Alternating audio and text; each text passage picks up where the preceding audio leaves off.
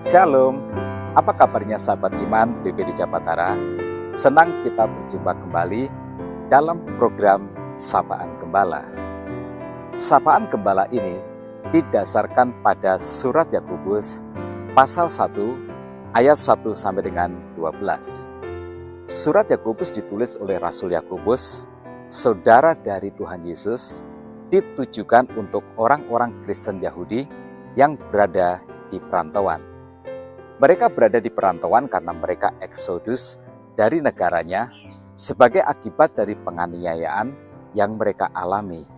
Lalu, Roh Kudus memimpin Rasul Yakobus untuk menuliskan pesan supaya orang-orang Kristen yang berada di perantauan ini tetap percaya sekalipun keadaan tiba-tiba berubah menjadi buruk. Sebab hal-hal buruk bisa terjadi kepada orang percaya. Nah, dari surat Yakobus inilah kita berkesimpulan bahwa hal-hal buruk memang bisa menimpa orang baik. Jadi, ketika Yakobus berkata di ayat yang kedua, saudara-saudaraku, anggaplah sebagai suatu kebahagiaan apabila kamu jatuh ke dalam berbagai-bagai pencobaan. Itu artinya adalah hal-hal buruk yang terjadi dalam hidup orang percaya bukanlah sebuah pilihan dan juga bukan sebuah kesalahan, tetapi itu adalah sesuatu yang tidak bisa dihindarkan. Orang Yahudi yang percaya kepada Tuhan Yesus dibenci, dianiaya, karena sekarang mereka berbeda dengan para penganiaya mereka, sehingga mereka terpaksa eksodus. Nah, eksodus yang mereka alami ini bukan sebuah pilihan. Tidak ada orang yang dengan sengaja untuk memilih menderita di dalam hidup ini.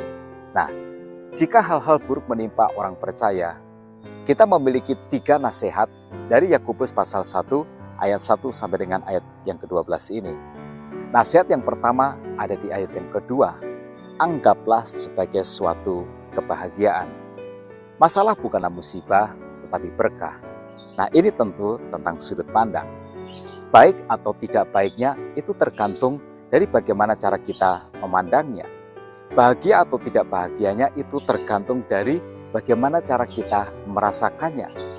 Kalau masalah hanya kita anggap sebagai sebuah keburukan saja atau sebagai suatu kerugian saja, kita tidak akan pernah bisa bahagia dalam hidup ini. Karena itu, nasihatnya adalah anggaplah sebagai suatu kebahagiaan. Sahabat iman, penderitaan yang dinikmati sebagai kebahagiaan adalah kebahagiaan, sedangkan kebahagiaan yang dinikmati sebagai penderitaan adalah penderitaan. Itu nasihat yang pertama. Lalu nasihat yang kedua ada di ayat 3 dan yang keempat. Sebab kamu tahu bahwa ujian terhadap imanmu itu menghasilkan ketekunan. Dan biarkanlah ketekunan itu memperoleh buah yang matang, supaya kamu menjadi sempurna dan utuh dan tak kekurangan suatu apapun. Tuhan punya tujuan yang baik. Ujian iman itu akan menghasilkan ketekunan, dan ketekunan itu adalah jalan untuk kita menjadi sempurna dan utuh, sehingga kita tidak akan kekurangan suatu apapun. Jadi, alasan Tuhan mengizinkan hal-hal buruk terjadi karena membawa kita kepada 3 kualitas hidup ini. Yang pertama, sempurna. Yang kedua, utuh. Dan yang ketiga, tidak kekurangan suatu apapun. Sempurna adalah gambaran tentang kedewasaan atau kematangan, sehingga kita nanti menjadi cocok untuk sesuatu yang disiapkan Tuhan di hari depan kita. Lalu utuh itu artinya lengkap. Utuh itu artinya komplit, tidak ada yang kurang. Nah, kita bertumbuh semakin hari semakin menjadi lebih baik. Dan yang terakhir adalah tidak kekurangan suatu apapun. Ini adalah sebuah jaminan untuk kita tidak usah takut, walau hal-hal buruk terjadi dalam hidup orang percaya. Tuhan tetap memelihara kita di masa-masa sulit kita. Jadi kalau begitu, kesimpulannya adalah hal-hal buruk adalah proses Tuhan untuk sebuah masa depan yang lebih baik dan yang lebih indah, yang pasti nanti akan kita syukuri ketika kita sudah melewatinya. Lalu nasihat yang ketiga adalah ayat 5 dan ayat yang ke-6. Tetapi apabila di antara kamu ada yang kekurangan hikmat, hendaklah ia memintakannya kepada Allah yang memberikan kepada semua orang dengan murah hati dan dengan tidak membangkit-bangkit. Maka hal itu akan diberikan kepadanya. Hendaklah ia memintanya dalam iman dan sama sekali jangan bimbang, sebab orang yang bimbang sama dengan gelombang laut yang diombang-ambingkan kian kemari oleh angin. Nah, sahabat iman, Tuhan adalah sumber pertolongan dan hikmat adalah pertolongan yang Tuhan sediakan. Nah, pertanyaannya adalah mengapa hikmat? Mengapa Rasul Yakobus menasihatkan kita ketika kita menghadapi ujian atau pencobaan, kita harus meminta hikmat? Mengapa bukan kuasa? Kuasa Tuhan misalnya. Nah, berbeda dengan kuasa, hikmat walau tidak menyelesaikan masalah secara instan, tetapi membuat kita tumbuh dewasa, matang, berwawasan, menjadi lebih hebat dalam mencari solusi dari setiap masalah. Nah, hikmatlah yang membuat kita mampu untuk belajar banyak. Ambil saja contohnya Daud.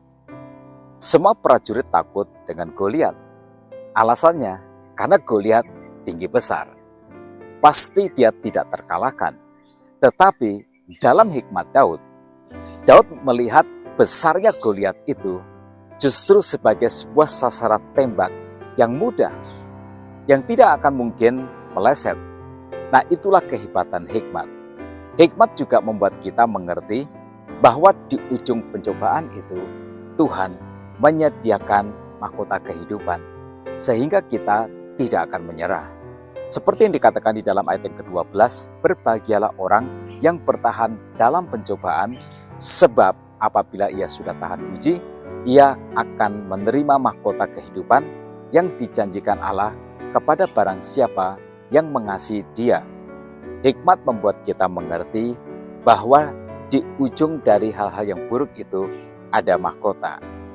Jadi sahabat iman, hal-hal buruk adalah proses Tuhan yang ujungnya adalah untuk memantaskan kita bagi mahkota kehidupan yang disiapkan Tuhan.